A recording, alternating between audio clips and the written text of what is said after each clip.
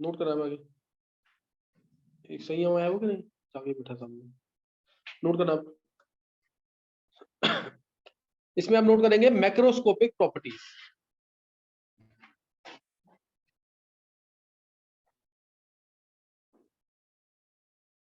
Macroscopic properties, अगर मैं word बोलता हूँ माइक्रोस्कोपिक प्रॉपर्टीज, अगर मैं वर्ड क्या बोल रहा हूँ, माइक्रोस्कोपिक प्रॉपर्टीज, है ना। अगर मैंने वर्ड यूज किया माइक्रोस्कोपिक प्रॉपर्टीज, तो हम किससे डील कर रहे हैं, बहुत छोटे पार्टिकल जैसे इलेक्ट्रॉन से, प्रोटॉन से, न्यूक्लियस से, एटम से, छोटे है ना बहुत ये, तो वो होंगी माइक्रोस्कोपिक पार्टिकल्स। माइक्रोस्कोपिक प्रॉपर्टीज से हम डील कर रहे हैं। जब हम एटम की बात कर रहे हैं, 5 atom, 10 atom, 15 atom, 20 atom, 50 atom, इतना तो चलेगा, तो हम माइक्रोस्कोपिक लेवल पे बात कर रहे हैं। लेकिन अगर मैं बोल दूं 1 mole of atom, 5 mole of atom, तो बात किसके, 1 मोल एटम का तो मास होगा ना, 1 मोल एटम, एक अगर मैं 1 मोल हीलियम भी बोलता हूँ तो 4 ग्राम हो गया कि नहीं, तो ये तो ऑब्जर्वेबल है ना 4 ग्राम, तो पास है कि नहीं। तो अगर कोई ऑब्जर्वेबल प्रॉपर्टी है तो उसको बोलेंगे माइक्रोस्कोपिक प्रॉपर्टी। माइक्रोस्कोपिक लेवल पे हम ऑब्जर्व नहीं कर सकते, देख नहीं सकते, ठीक है ना। माइक्रोस्कोपिक लेवल पे हम ऑब्जर्व नहीं कर सकते। मैक्रोस्कोपिक प्रॉपर्टीज, तो हमें दो पढ़नी है मैक्रोस्कोपिक प्रॉपर्टीज, एक है एक्सटेंसिव और एक इंटेंसिव। एक्सटेंसिव प्रॉपर्टी, इंटेंसिव, ये 12th क्लास में जाकर ना बहुत सारे चैप्टर में यूज होगी, हालांकि इस चैप्टर में इसका कम यूज आएगा। एक्सटेंसिव प्रॉपर्टीज होती है और एक इंटेंसिव, एक्सटेंसिव प्रॉपर्टी और इंटेंसिव, ना, एक्सटेंसिव प्रॉपर्टी और इंटेंसिव प्रॉपर्टी। एक्सटेंसिव प्रॉपर्टी, देखो मेन डेफिनेशन तो हम यही पढ़ते हैं इसके अंदर, ऐसी प्रॉपर्टी जो क्वांटिटी ऑफ मैटर पे डिपेंड करे, क्वांटिटी ऑफ मैटर यानी जो मास पे डिपेंड करे, जो मास डिपेंडेंट हो, उसे बोलेंगे हम एक्सटेंसिव प्रॉपर्टी। लेकिन ये डेफिनेशन बहुत प्रॉपर नहीं है ना, ये डेफिनेशन बहुत प्रॉपर नहीं है, पेपर में ये लिख के आना है क्योंकि बुक्स में ये लिखा हुआ है, विच depends upon quantity of matter contained in the system, which depends upon quantity of matter contained in the system। हाँ, क्वांटिटी ऑफ या which depends upon mass in the system present in the system। Quantity of, quantity का मतलब ही मास होता है, ध्यान रखना। which depends upon quantity of matter contained in the system, quantity of matter पे underline कर देना जरूर, ताकि ये जरूर वर्ड बोलना। ऐसी प्रॉपर्टी जो मास पे डिपेंड करे, जो मास पे डिपेंड करेगी वो एक्सटेंसिव प्रॉपर्टी है। ऐसी प्रॉपर्टी जो मास पे डिपेंड करेगी वो क्या है, एक्सटेंसिव प्रॉपर्टी। क्लियर, वो क्या है, एक्सटेंसिव प्रॉपर्टी। ये एक्सटेंसिव प्रॉपर्टी है जो quantity contained in the system पे डिपेंड करे। और इसकी डेफिनेशन क्या होगी, बेस्ट डेफिनेशन क्या होगी इसकी, whose value gets changed on division। इसको मैं एक्सप्लेन करूंगा अभी। whose value gets changed on division, जिसकी वैल्यू कम हो जाए, ज्यादा हो जाए डिवाइड करने पर, जनरली कम होगी वैल्यू। जैसे एग्जांपल इसकी क्या हो जाएगी, मास, वॉल्यूम, हीट कैपेसिटी,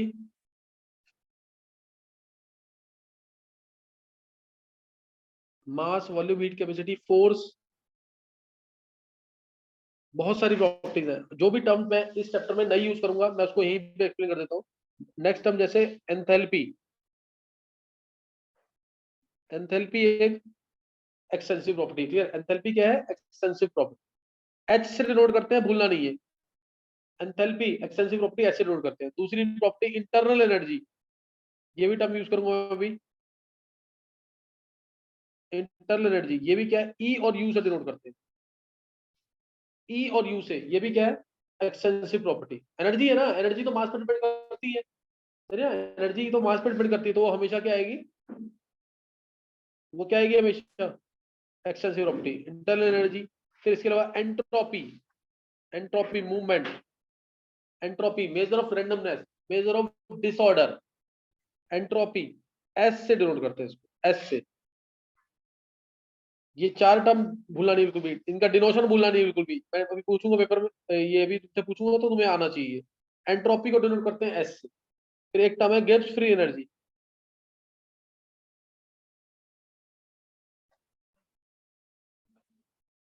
इसको डिनोट करते हैं जी से, इसको जी से डिनोट करते हैं। ये चारों के चारों क्या है, एक्सटेंसिव प्रॉपर्टी। ये चारों के चारों क्या है, एक्सटेंसिव प्रॉपर्टी। एंथैल्पी को एच से, तो एंथैल्पी चेंज को किससे करेंगे, डेल्टा एच से, एंथैल्पी चेंज को डेल्टा एच से। और इंटरनल एनर्जी को ई से या यू से, तो इंटरनल एनर्जी चेंज को डेल्टा ई से। डेल्टा एच क्या होता है, एंथैल्पी चेंज होता है, ये हीट इवॉल्व या एब्जॉर्ब होती है कांस्टेंट प्रेशर। और डेल्टा ई क्या होता है, इंटरनल एनर्जी चेंज, ये भी हीट या इवॉल्व या एब्जॉर्ब्ड है लेकिन कांस्टेंट वॉल्यूम, समझ कि नहीं है? याद रखते याद कर लेना, नहीं तो आगे आएगा ही। डेल्टा एच क्या है? हीट इवॉल्व और absorbed at constant. Delta H क्या है? Heat evolve. Delta H enthalpy change है। एंथैल्पी चेंज क्या है? हीट इवॉल्व और एब्जॉर्ब्ड एट कांस्टेंट प्रेशर। और डेल्टा ई क्या है? At constant volume. Heat evolve और एब्जॉर्ब्ड एट कांस्टेंट वॉल्यूम, ये अभी आगे मैं बताऊंगा, लेकिन याद रखते याद कर लेना। डेल्टा एच और डेल्टा ई ये बता दिया। Enthalpy change, internal energy change. और डेल्टा एस क्या होगा? Change in entropy, entropy change, change in entropy. और गिब्स फ्री एनर्जी चेंज होगा तो डेल्टा जी, डेल्टा जी फिर होगी। ये सारी प्रॉपर्टीज क्या है? सारी प्रॉपर्टीज एक्सटेंसिव। ये एक्सटेंसिव प्रॉपर्टीज है जो कि क्वांटिटी ऑफ मैटर पर डिपेंड करेगी, and whose value gets changed on division, whose value gets changed on division। Arushi copy पे ध्यान दो। whose value gets changed on division। Next है intensive properties. Next term school में पेपर में जरूर पूछते हैं, एक्सटेंसिव इंटेंसिव में क्या डिफरेंस है? इंटेंसिव प्रॉपर्टीज, इंटेंसिव प्रॉपर्टीज क्या होती है? इंटेंसिव प्रॉपर्टीज विच डिपेंड्स अपॉन, किस पे? क्वांटिटी पे कि नेचर पे उसके? विच depends upon nature of substance not upon it's quantity. जो उसके नेचर पे यानी उसकी क्वालिटी पे, एक तरह से नेचर पे डिपेंड करे, वो क्वांटिटी पे तो ये क्वालिटी पे, क्वालिटी यानी nature. Which depends upon nature of substance not upon its mass या quantity, not upon its mass और क्वांटिटी। ये है इंटेंसिव प्रॉपर्टी। ये इंटेंसिव प्रॉपर्टी जो मास पे डिपेंड ना करे, नेचर पे डिपेंड करे, सब्सटेंस के नेचर पे डिपेंड करे, वो क्या है? Intensive property. जैसे तुमने पढ़ा पीछे मास, मास कौन सी प्रॉपर्टी थी? एक्सटेंसिव। अब इसको अगर मैं लिख दूं ना, मास per unit volume m/v, density बन जाएगा। ये क्या हो गई? इंटेंसिव। ये इंटेंसिव है। डेंसिटी को तो हम डायरेक्टली ऐड नहीं कर सकते ना, दो की दो डेंसिटी को हम डायरेक्टली ऐड नहीं कर सकते। डेंसिटी क्या है? Intensive property. ऐसे ही तुमने पीछे पढ़ा फोर्स, फोर्स क्या थी? एक्सटेंसिव। प्रेशर होता है फोर्स पर यूनिट एरिया, ये क्या बन गई? इंटेंसिव। ये इंटेंसिव है। डेंसिटी इंटेंसिव है, प्रेशर इंटेंसिव है। समझ आया कि नहीं है? ऐसे ही तुमने पीछे पढ़ा हीट कैपेसिटी, जिसको सी से डिनोट करते हैं, हीट कैपेसिटी सी से डिनोट करते हैं, वो एक्सटेंसिव है। एक टर्म आती है स्पेसिफिक हीट कैपेसिटी, स्पेसिफिक जिसके पहले वर्ड स्पेसिफिक, मोलर, इस टाइप के वर्ड लग गए तो मींस वो क्या बन जाएगी? Intensive. Specific volume, specific heat, specific gravity, ये सब क्या है? ये intensive. Specific heat, heat capacity का मीनिंग सबको पता है क्या होता है? हीट कैपेसिटी नहीं, हीट कैपेसिटी का मीनिंग क्या है? नहीं, दोबारा बोल। बिल्कुल सही है। किसी भी सब्सटेंस का टेम्परेचर अगर 1 केल्विन से बढ़ाना है या 1 डिग्री सेल्सियस से बढ़ाना है, एक ही बात है। किसी भी सब्सटेंस का टेम्परेचर अगर तुम्हें 1 केल्विन से बढ़ाना है या 1 डिग्री सेल्सियस से बढ़ाना है, उसके लिए जो हीट चाहिए वो हीट कैपेसिटी है। या उसका टेम्परेचर 1 केल्विन से कम करना है, तब हीट रिलीज होगी, वो भी हीट कैपेसिटी है। किसी सब्सटेंस का टेम्परेचर 1 डिग्री सेल्सियस से बढ़ाना है, 1 केल्विन से बढ़ाना है, उसके उसको इसलिए उसको गर्म करना पड़ेगा। गर्म करेंगे जितना, जैसे मैंने कोई भी सब्सटेंस है से आयरन, मैंने उसको 50 किलो जूल हीट दी, मैंने उसको 50 किलो जूल हीट दी, उसका टेम्परेचर बढ़ गया 2 केल्विन से, तो उसकी हीट कैपेसिटी क्या है? उसकी हीट कैपेसिटी क्या होगी? नहीं पता किसी को? किसी सिस्टम कोई सब्सटेंस है, मैंने उसको हीट दी 50 किलो जूल, टेम्परेचर बढ़ गया उसका 2 केल्विन, तो उसकी हीट कैपेसिटी क्या हुई? 25। 25। दो केल्विन के लिए 50 किलो जूल, तो 1 केल्विन के लिए, हाँ, तो हीट कैपेसिटी क्या हो जाएगी? हीट कैपेसिटी का करते सी, फॉर्मूला क्या हो गया? Q by dt, heat given by change in temperature, यही होगा कि नहीं? चेक कर लो एक बार। हीट कैपेसिटी, ध्यान रखना हीट कैपेसिटी है सिर्फ ये, Q by dt। Q क्या हो गया? C dt। Q क्या हो गया? C dt। किसी सब्सटेंस की हीट कैपेसिटी है 100 किलो जूल, किसी सब्सटेंस की हीट कैपेसिटी है 100 किलो जूल। अगर मेरे को उसका टेम्परेचर 10 केल्विन से बढ़ाना है तो कितनी हीट देनी पड़ेगी? 1000 देनी पड़ेगी। समझ आ गया कि नहीं? 1000 देनी पड़ेगी। हीट कैपेसिटी 100 का मतलब 1 केल्विन टेम्परेचर बढ़ाना है तो 100 किलो जूल हीट देनी पड़ रही है। अगर 10 केल्विन टेम्परेचर बढ़ाना है तो कितनी हीट देनी पड़ेगी? 1000 किलो जूल। समझ आ गया कि नहीं है? डायरेक्ट निकालना, डायरेक्ट निकाल लो। क्यू क्यू क्या हो जाएगा? C D T. Heat capacity कितनी थी उसकी? 100। dt कितना है? चेंज इन टेम्परेचर कितना है? 10। तो आ गया ना 1000 किलो जूल। फॉर्मूला से भी कर सकते हो उसे, नहीं तो कंसेप्ट याद आएगा तो ज्यादा अच्छा है। स्पेसिफिक हीट कैपेसिटी क्या है? अगर मैं स्पेसिफाई कर दूं उसका मास 1 ग्राम, स्पेसिफिक हीट कैपेसिटी स्पेसिफिक बताया था ना, तो 1 ग्राम के लिए डिफाइंड होता है। 1 ग्राम सब्सटेंस का 1 केल्विन से टेम्परेचर बढ़ाना है, वो क्या होगा? Specific heat capacity. वो क्या हो जाएगी? Specific heat capacity. ये क्या है? Intensive property. Specific heat capacity क्या है? Intensive property. Specific heat capacity ये क्या है? Intensive property. Molar heat capacity क्या है? 1 मोल, ये भी इंटेंसिव। मोलर हीट कैपेसिटी ये भी क्या है? Intensive property. Specific heat capacity, molar heat capacity, ये सब क्या है? Intensive properties. ये सब क्या है? Intensive properties. सही ना? Specific heat capacity, molar heat capacity, ये सब क्या है? इंटेंसिव प्रॉपर्टीज, जो किस पे डिपेंड करेंगे? नेचर पे, मास पे डिपेंड नहीं करेंगे। इसके अलावा टर्म्स जो तुमने सुनी है, जैसे विस्कोसिटी, ईटा से नोट करते हैं विस्कोसिटी। ये क्या है? विस्कोसिटी ये क्या चीज है? ग्लिसरीन में 5 लीटर ले लूं या ग्लिसरीन में 10 लीटर ले लूं, दोनों की विस्कोसिटी क्या होगी? मूवमेंट क्या होगी? दोनों की सेम होगी कि नहीं? तो विस्कोसिटी क्या हो गया? ये क्या है? Intensive property. जैसे जैसे डेंसिटी है, प्रेशर है, विस्कोसिटी है, सरफेस टेंशन, ये भी क्या है? Intensive property. टेम्परेचर क्या है? इंटेंसिव। प्रेशर बता ही दिया मैंने। टेम्परेचर प्रेशर दोनों क्या है? Intensive property. Surface tension, viscosity, temperature. इसके अलावा मोलैरिटी पढ़ा ना पीछे? मोलैरिटी हो गया, नॉर्मेलिटी हो गया। इसमें पर लीटर आता है दोनों में कि नहीं? दोनों में क्या आता है? पर लीटर। दोनों क्या है? Molarity, normality, molarity. PH, pH भी 10 लीटर HCl का पीएच जो होगा वही 50 लीटर HCl का पीएच होगा कि नहीं? पीएच तो सेम रहेगा ना, तो इसलिए मास पे डिपेंड नहीं कर रहा वो, इसलिए पीएच भी क्या होगा? इंटेंसिव। एक बहुत इंपॉर्टेंट टर्म बाद में बताऊंगा, ईएमएफ। ये भी कंसंट्रेशन पे डिपेंड करता है। ईएमएफ ऑफ सेल ये भी किस पे डिपेंड करता है? कंसंट्रेशन पे। इलेक्ट्रोमोटिव फोर्स या इलेक्ट्रोड पोटेंशियल ये भी क्या है? इंटेंसिव। इलेक्ट्रोमोटिव फोर्स या इलेक्ट्रोड पोटेंशियल ये भी क्या है? Intensive property. फिर होगी बात की नहीं है? एक्सटेंसिव इंटेंसिव समझ आ गया कि नहीं?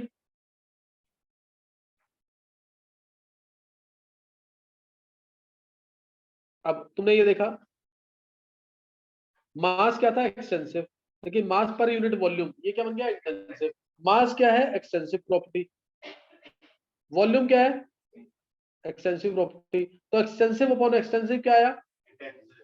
इंटेंसिव। ये पता होना चाहिए, है ना? एक्सटेंसिव अपॉन एक्सटेंसिव इंटेंसिव आता है। और एक्सटेंसिव को इसलिए मैं ये भी लिख सकता हूँ, extensive is equal to extensive into intensive. ये भी है कि नहीं? हुआ कि नहीं है? ऊपर से देख लो ना एक बार।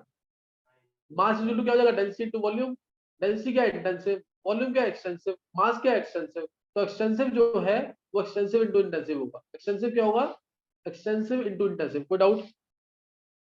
समझ आ गया कि नहीं है? पता लग गया कि नहीं है? तो ये ध्यान रखना, एक्सटेंसिव अपॉन एक्सटेंसिव क्या होता है? इंटेंसिव। इसमें इसे भूलना नहीं है बिल्कुल भी। अब एक्सटेंसिव प्रॉपर्टीज को एक जगह वैसे इसको बोल तो नहीं सकते, इसको ऐसे पढ़ना है, ध्यान रखना।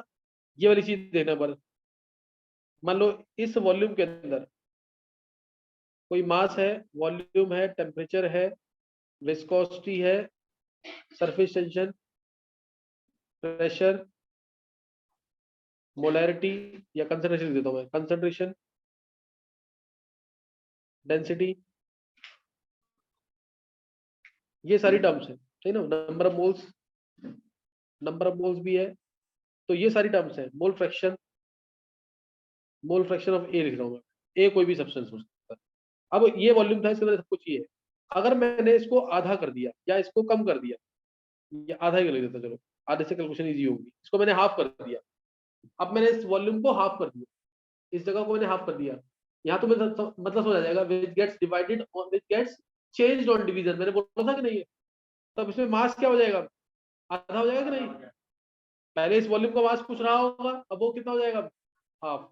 मास हो गया m/2, वॉल्यूम आधा, जगह आधी होगी कि नहीं, ये भी m/2 हो गया, ये v/2 हो गया, v/2 इधर, v/2 इस साइड, राइट में आ जाएगा, v/2 कहाँ जाएगा, राइट में। टेम्परेचर क्या आधा होगा, टेम्परेचर तो 3 रहेगा ना, 300 केल्विन टेम्परेचर है, 300 केल्विन ही रहेगा, कोई डाउट, ये ध्यान रखेंगे। और ये विस्कोसिटी, विस्कोसिटी कोई भी सब्सटेंस है इसके अंदर, उसकी विस्कोसिटी तो सेम रहेगी ना, चाहे मैं ग्लिसरीन 10 लीटर लिया था 5 लीटर कर दिया, तो विस्कोसिटी क्या रहेगी, सेम ही रहेगी। तो विस्कोसिटी सेम है, तो ये क्या है, इंटेंसिव, ये क्या है इंटेंसिव। सरफेस टेंशन उतनी रहेगी, फोर्स पर यूनिट लेंथ होती है, सरफेस टेंशन क्या होती है, फोर्स पर यूनिट लेंथ। तो इतना रहेगा, प्रेशर उतना ही रहेगा, प्रेशर भी चेंज नहीं होगा, सही ना, प्रेशर उतना रहेगा क्योंकि जगह आधी हो गई है अब, तो प्रेशर सेम रहेगा। मोलैरिटी सेम, मोलैरिटी तो सेम रहेगी ना, और density same, number of moles आधे हो जाएंगे, given mass by molar mass नहीं होता, तो मोल्स आधे नहीं हो जाएंगे, मास कम हो गया कि नहीं, तो हाँ होने दें, मास मोलर मास दोनों एक्सटेंसिव, एक्सटेंसिव और एक्सटेंसिव क्या होता है, इंटेंसिव। तो इंटेंसिव मास मोलर मास है ना, मास और मोलर मास है वो चेंज नहीं होगा, मोलर मास तो सेम रहेगा ना, मोलर मास तो चेंज नहीं होता है, तो ये क्या नंबर मोल्स क्या आ जाएंगे, और वो सिंपल सी बात है ना, नंबर मोल्स किसी के हैं 5 ग्राम के मोल्स है, 5 ग्राम के मोल्स है, और किसी के 10 ग्राम के मोल्स है, तो मोल्स तो क्या हो गए, आप हो जाएंगे कि नहीं, ये छोटी सी बात है, मोलर मास चेंज नहीं होगा, सही ना, और मोल फ्रैक्शन वो भी सेम रहेगा, है ना, मोल फ्रैक्शन भी सेम रहेगा। तो ये ध्यान रखना इसके अंदर, जो which gets changed on division is called as, ये प्रॉपर डेफिनेशन है इसकी, ध्यान रखना, which gets changed on division is called as extensive, which gets changed on division is called as extensive, और जो चेंज नहीं होगा डिवीजन पे वो क्या है, समझ गए कि नहीं है, वो इंटेंसिव। तो एक्सटेंसिव इंटेंसिव में डिफरेंस समझ आ गया अभी। अब एक डिफरेंस और लिखेंगे, स्कूल लेवल पे आ सकता है ये, एक्सटेंसिव प्रॉपर्टीज को मैं डायरेक्टली ऐड कर सकता हूँ कि नहीं, 100 किलो मास है प्लस 50 किलो मास, ऐड कर सकते हैं ना, इनको हम ऐड या सब्ट्रैक्ट डायरेक्टली कर सकते हैं,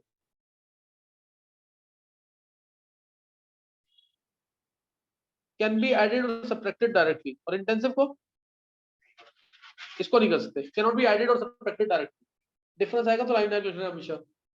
एक्सटेंसिव प्रॉपर्टीज को हम ऐड या सब्ट्रैक्ट कर सकते हैं directly, extensive properties can be added और सब्ट्रैक्टेड डायरेक्टली, सही ना, extensive properties can be added और सब्ट्रैक्टेड डायरेक्टली, और intensive properties can not be added और सब्ट्रैक्टेड डायरेक्टली, इनको हम ऐड या सब्ट्रैक्ट डायरेक्टली नहीं कर सकते, समझ आ गया कि नहीं है।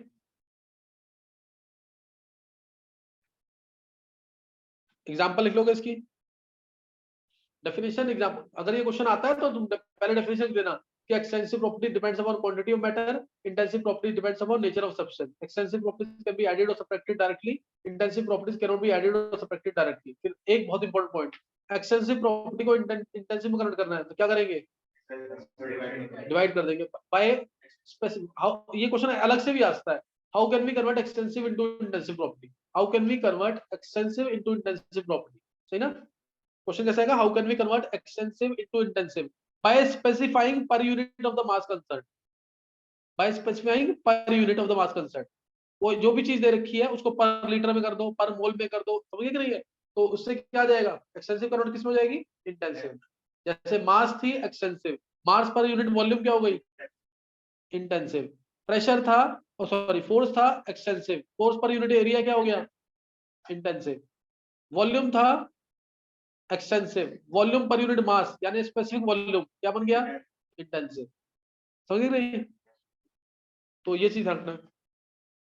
तो ये पूरा समझ आ गया कि नहीं, एक्सटेंसिव और इंटेंसिव, इसको जरूर कर लेना ढंग से, ये स्कूल का एक इंपॉर्टेंट क्वेश्चन है, एक्सटेंसिव और इंटेंसिव में डिफरेंस क्या है। अब कुछ भी याद ना रहा है ये जरूर याद रखना, एक्सटेंसिव जो क्वांटिटी ऑफ मैटर पे डिपेंड करेगा और जिसकी वैल्यू चेंज हो जाएगी ऑन डिवीजन, जिसकी वैल्यू चेंज हो जाएगी ऑन डिवीजन। इंटेंसिव जो नेचर पे डिपेंड करेगा, इंटेंसिव जो नेचर पे डिपेंड करेगा। नेक्स्ट अब है स्टेट ऑफ द सिस्टम।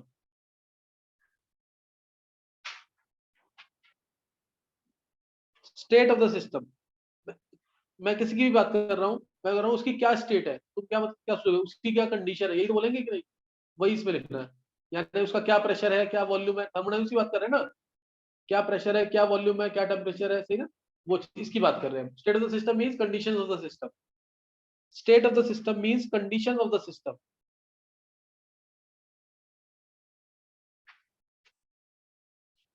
सही ना, state of the system means conditions of the system, and this is described in terms of pressure, volume and temperature, P, V और T के term. किसी system की state को define करना है तो मैं ज्यादातर किस टर्म में डिफाइन करूंगा उसके, प्रेशर, वॉल्यूम और टेम्परेचर, प्रेशर, वॉल्यूम और टेम्परेचर। अच्छा, वर्क और हीट कौन सी प्रॉपर्टी है, सेंसिटिव, इंटेंसिव, वर्क और हीट, ये कुछ भी नहीं है दोनों, वर्क और हीट कुछ भी नहीं है, ध्यान रखना। वर्क और हीट कोई एक्सटेंसिव इंटेंसिव नहीं है, ये एक प्रोसेस होगा। हाँ, जब भी कोई प्रोसेस होगा तो ही डिफाइन कर सकते हैं, नहीं तो डिफाइन कर सकते हैं। प्रेशर, वॉल्यूम, टेम्परेचर, मैंने क्या बोला, state of the system means condition of the system, state of the system means conditions of the system and this is described in terms of, हाँ, स्टेट, प्रेशर, वॉल्यूम, टेम्परेचर, और इनको हम क्या बोलते हैं, mainly state variables, measurable quantities जो है ये डेफिनेशन पूछ सकते हैं पेपर के अंदर। स्टेट वेरिएबल है, ये क्या है, state variables, measurable quantities like pressure, volume and temperature or enthalpy or entropy or internal energy, ये सब क्या है, स्टेट वेरिएबल्स, ये सब क्या है, state variables.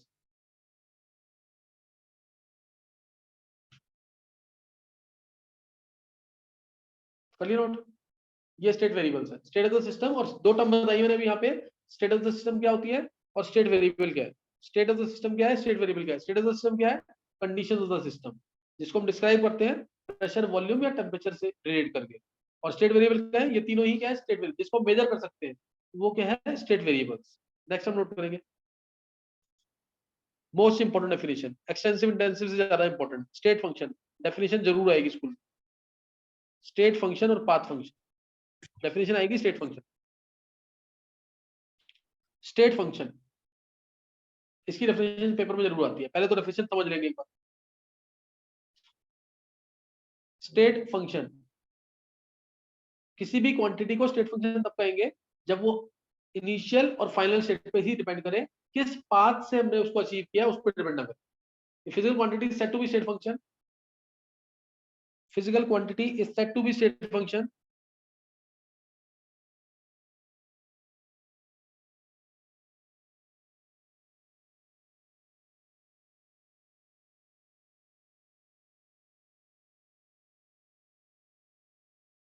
a physical quantity is said to be state function if it depends only upon the, if it depends only upon the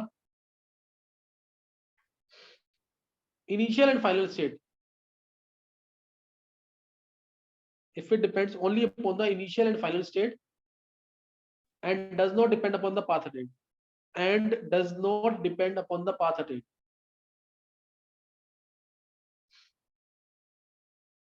and does not depend upon the path attained, ये सबसे important definition. इस path से हमने उस state को attain किया है उस पर डिपेंड ना करे, अगर पाथ पर डिपेंड कर रहा है तो फिर वर्क फंक्शन, पाथ पर डिपेंड कर रहा है तो वर्क फंक्शन। जैसे मैं एक एग्जांपल ले रहा हूँ, बहुत कॉमन एग्जांपल है, इससे समझ आ जाएगा एक बार। जैसे कोई मल्टी स्टोरेड बिल्डिंग है, उसमें हमें 10th फ्लोर पे जाना है, कोई मल्टी स्टोरेड बिल्डिंग है उसमें 10th फ्लोर पे जाना है, तो अगर हम स्टेयर से जाएंगे तो वर्क डन डिफरेंट होगा, height of the building constant है। या फिर लिफ्ट से जाएंगे, वर्क डन डिफरेंट होगा कि नहीं, और हाइट ऑफ द बिल्डिंग क्या होगी, कांस्टेंट। तो हाइट क्या होगी एक तरह से स्टेट फंक्शन, लेकिन वर्क डन क्या हो जाएगा, पाथ फंक्शन। समझ गए कि नहीं, वर्क डन क्या हो गया, पाथ फंक्शन, और हाइट ऑफ द बिल्डिंग जो कांस्टेंट है वो क्या है, स्टेट फंक्शन। तो ये ध्यान रखना, स्टेट फंक्शन इस तरह से भी समझा सकते हैं, state function, path function. State function definition समझ आ गई कि नहीं।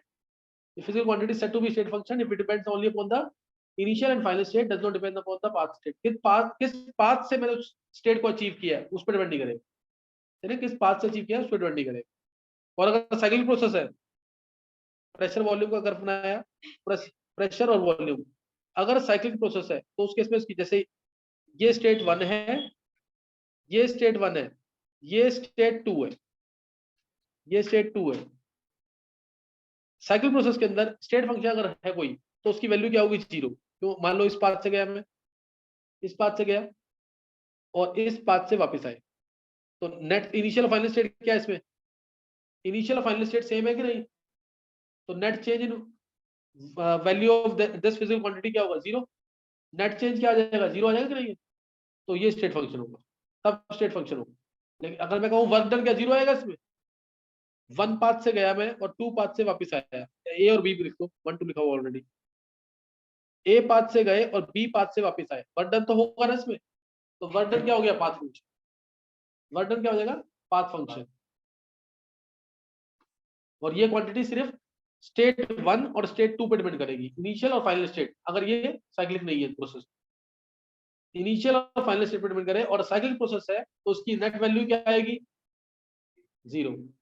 नेट वैल्यू तो इसकी जीरो आएगी, जैसे internal energy state function, internal energy state function है, तो इंटरनल एनर्जी चेंज क्या आएगा इस साइक्लिक प्रोसेस में, डेल्टा ई की वैल्यू क्या आएगी, जीरो। डेल्टा ई की वैल्यू क्या आएगी, जीरो। जैसे एंट्रोपी स्टेट फंक्शन है, तो डेल्टा एस की वैल्यू क्या आएगी इसमें, जीरो। एंथैल्पी स्टेट फंक्शन है, तो डेल्टा एस की वैल्यू क्या आएगी इस प्रोसेस में, जीरो। तो कोई भी अगर क्वांटिटी स्टेट फंक्शन है, तो साइक्लिक प्रोसेस में उसकी वैल्यू क्या होगी, क्योंकि साइक्लिक प्रोसेस के अंदर इनिशियल और फाइनल स्टेट क्या होती है, सेम, तो नो चेंज आएगा। वर्क डन लेकिन पाथ फंक्शन है, हीट लेकिन path function, work done path function है, heat path function, work done क्या है, पाथ फंक्शन, हीट क्या है, पाथ फंक्शन। वर्क डन भी पाथ फंक्शन, हीट भी पाथ फंक्शन, दोनों का सम लेकिन स्टेट फंक्शन होता है, ये याद रखना, दोनों का सम Q प्लस W। क्यों होता है, क्योंकि वो ना अभी मैं आगे बताऊंगा थर्मोडायनेमिक्स के फर्स्ट लॉ में, वो इक्वल आता है किसके, डेल्टा ई। और डेल्टा ई क्या है, डेल्टा ई क्या, नहीं वैसे पूछ रहा हूँ, डेल्टा ई जनरल क्या है, स्टेट फंक्शन है कि नहीं, state function. Delta E is equal to Q plus W, Q क्या है, हाँ Q नेट एंथैल्पी कंटेंट है, और W क्या वर्क डन है, तो Q भी क्या है, पाथ फंक्शन, W भी पाथ फंक्शन है, दोनों का सम लेकिन स्टेट फंक्शन क्यों है, क्योंकि वो किसके इक्वल आ रहा है, और डेल्टा ई क्या होता है, स्टेट फंक्शन, डेल्टा ई स्टेट फंक्शन है इसलिए। ये मैं आगे बताऊंगा, इसको अभी सिर्फ नोट कर लेना। कोई भी क्वांटिटी स्टेट फंक्शन है, तो साइक्लिक प्रोसेस में उसकी वैल्यू जीरो, तो साइक्लिक प्रोसेस में उसकी वैल्यू क्या होगी, जीरो, ये याद रखना जरूर। वर्क डन क्या है, पाथ फंक्शन। रिवर्सिबल वर्क को ना आगे मैं बताऊंगा अभी, रिवर्सिबल वर्क क्या होता है, उसको फिर भी हम स्टेट फंक्शन बोल देते हैं।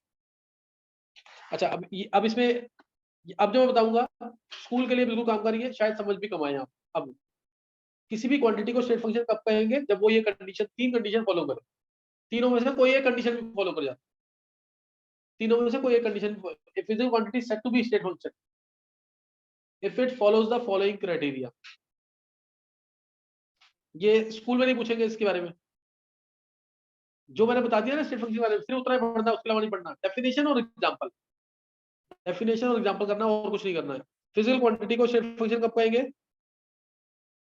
जब वो तीन तीन जो क्राइटेरिया इसको फॉलो करे। क्या, अगर फाई कोई क्वांटिटी है, फाई कोई क्वांटिटी है जो दो variable, if it is function of two function, if it is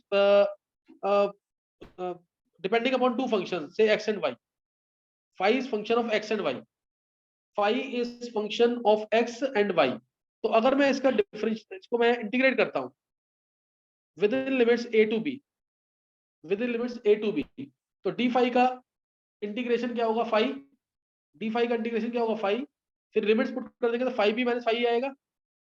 यानी ये सिर्फ बी और ए पे डिपेंड कर रहा है ना, इनिशियल स्टेट ए थी, फाइनल स्टेट बी थी, इसी पे डिपेंड कर रहा है कि नहीं, इसलिए स्टेट फंक्शन है। अगर ये इस क्राइटेरिया को फॉलो करता है तो स्टेट फंक्शन है, अगर ये इसको फॉलो नहीं कर रहा है तो स्टेट फंक्शन नहीं, अगर इसको फॉलो नहीं कर रहा तो स्टेट फंक्शन नहीं। फाई कोई भी क्वांटिटी है जो दो वेरिएबल पर डिपेंड करती है, एक्स और वाई, इसको मैंने इंटीग्रेट किया within limits A to B, अगर ये सिर्फ बी पे और ए पे, बी पॉइंट पे और ए पॉइंट पे डिपेंड कर रही है, इनिशियल और फाइनल पे डिपेंड कर रही है, तो ही ये स्टेट फंक्शन है, अदरवाइज नहीं।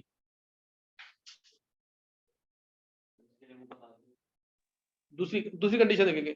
और अगर ये प्रोसेस फाई जो है साइक्लिक प्रोसेस के अंदर है, डी फाई, अगर ये साइक्लिक प्रोसेस, सर्कल बनाने का मतलब क्या है, ये तो मैंने सर्कल बनाया यहाँ पे, इसका मतलब क्या है, सर्कल दिख रहा है ये वाला, सर्कल का मतलब क्या है, साइक्लिक प्रोसेस में प्रोसेस क्या होगा, क्लोज साइक्लिक, इंटीग्रेशन। इसकी वैल्यू क्या होगी, जीरो। ये इसको फॉलो कर रहा है तो ये स्टेट फंक्शन, डी फाई की value in a cyclic process is zero, क्योंकि साइक्लिक प्रोसेस में इनिशियल और फाइनल स्टेट क्या होती है? इनिशियल और फाइनल स्टेट सेम होती है। और तीसरी कंडीशन है, तीसरी condition, third condition, if it is following, third condition, if it is following Euler's reciprocity theorem.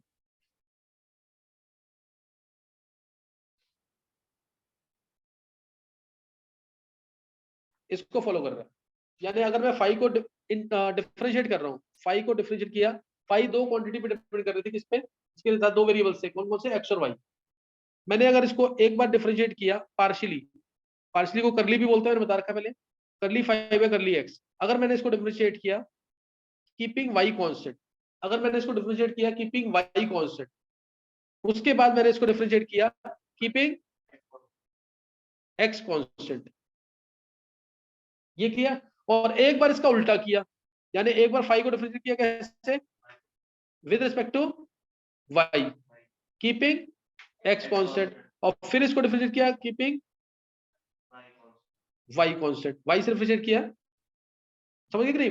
करली जैसे मैंने इधर किया एक्स के रिस्पेक्ट में डिफरेंशिएट, तो वाई को कांस्टेंट माना, वाई के रिस्पेक्ट में डिफरेंशिएट किया तो एक्स को कांस्टेंट माना, इधर वाई के रिस्पेक्ट में डिफरेंशिएट किया तो एक्स को कांस्टेंट माना, और एक्स के रिस्पेक्ट में डिफरेंशिएट किया तो वाई को कांस्टेंट माना।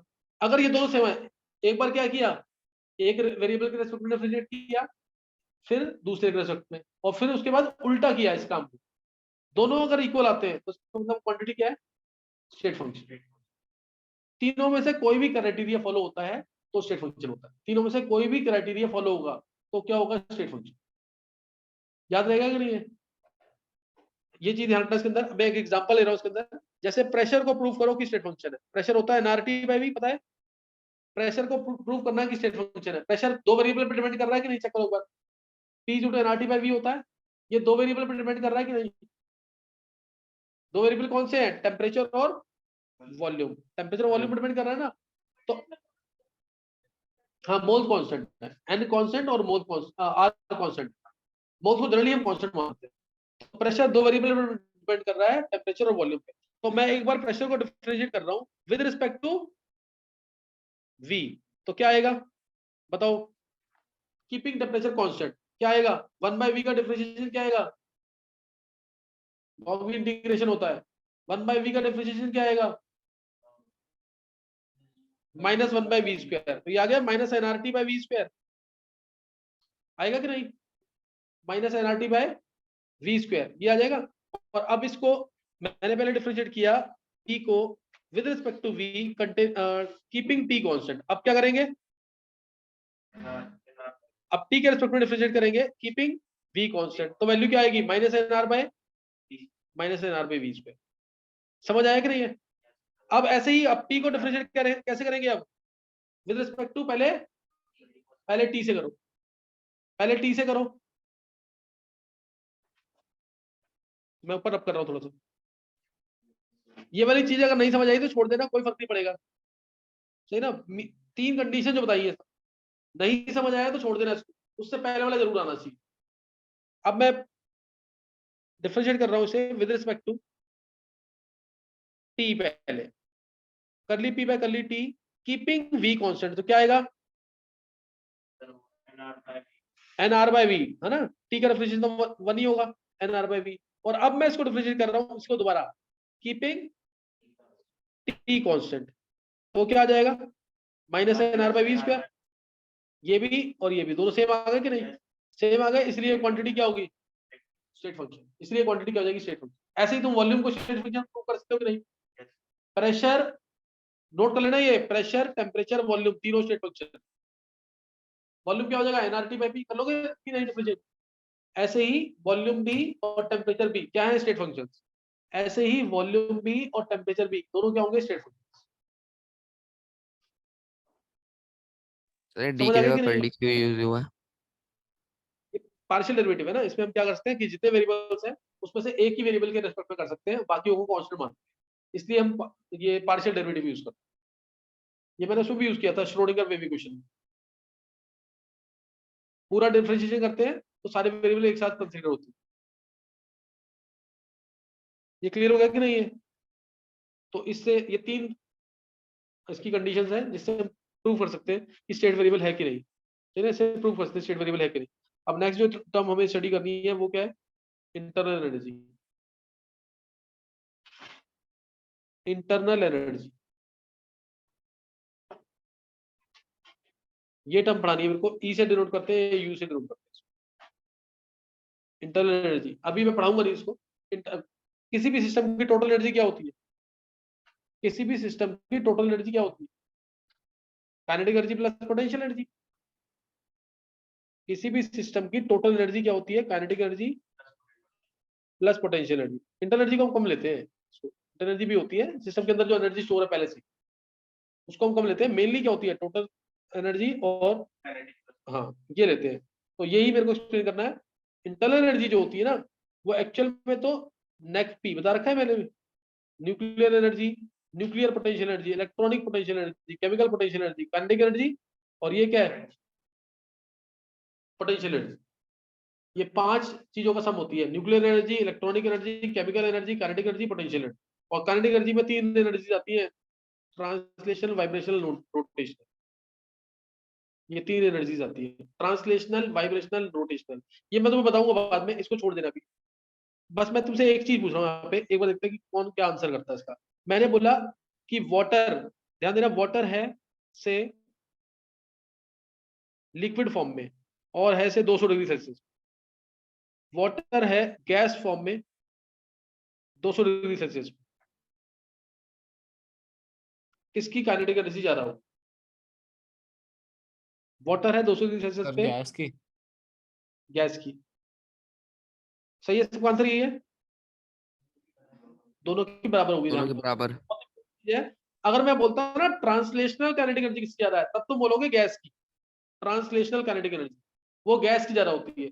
लेकिन अगर मैं बोलता हूँ काइनेटिक एनर्जी यानी टोटल काइनेटिक एनर्जी, वो दोनों के बराबर होगी। काइनेटिक एनर्जी टेम्परेचर का फंक्शन होता है, ध्यान रखना चीज का। काइनेटिक एनर्जी टेम्परेचर का फंक्शन है, टेम्परेचर ज्यादा तो काइनेटिक एनर्जी ज्यादा, टेम्परेचर कम तो काइनेटिक एनर्जी कम। लेकिन कौन सी काइनेटिक एनर्जी की बात कर रहा हूँ मैं, टोटल काइनेटिक एनर्जी। ट्रांसलेशनल की बात करें तो स्टेट पे डिपेंड करें। याद आएगा कि नहीं, ये लाइन भूलना नहीं बिल्कुल भी, इसको मैं बहुत जगह यूज करूंगा। इसको मैं यूज करूंगा, थोड़ा सा मैं एग्जांपल दे दूंगा तो उससे और ज्यादा क्लियर होगा। जैसे जो एग्जांपल इसकी मैं यूज करता हूँ, जैसे जो मटके का पानी होता है ठंडा कैसे हो जाता है, मैं इस चीज को यूज करूँ, इसी को यूज करूंगा काइनेटिक और पोटेंशियल को। या फिर एसी जो ठंडी हवा फेंकता है वो कैसे फेंकता है, बिल्कुल बेसिक बता दूंगा मैं इसका। तीसरा, रेफ्रिजरेटर जो कूल करता है वो कैसे करता है, समझ रहे हो कि नहीं। तो ये सारा बेसिक मैं तुम्हें बता दूंगा, लेकिन ये लाइन भूलना नहीं, जो मैंने लाइन लिखी है यहाँ पे, टेम्परेचर कांस्टेंट तो टोटल काइनेटिक एनर्जी कांस्टेंट रहेगी। टेम्परेचर कांस्टेंट तो टोटल काइनेटिक एनर्जी कांस्टेंट रहेगी। और टोटल एनर्जी दो ही एनर्जी पर डिपेंड करती है, टोटल काइनेटिक एनर्जी और पोटेंशियल एनर्जी, जो भी लिखा है मैंने। इस लाइन को भूलना मत, ये सारी टर्म्स में एक्सप्लेन करूंगा बाद में, बाकी तुम लोग बैठ के याद कर लो भी।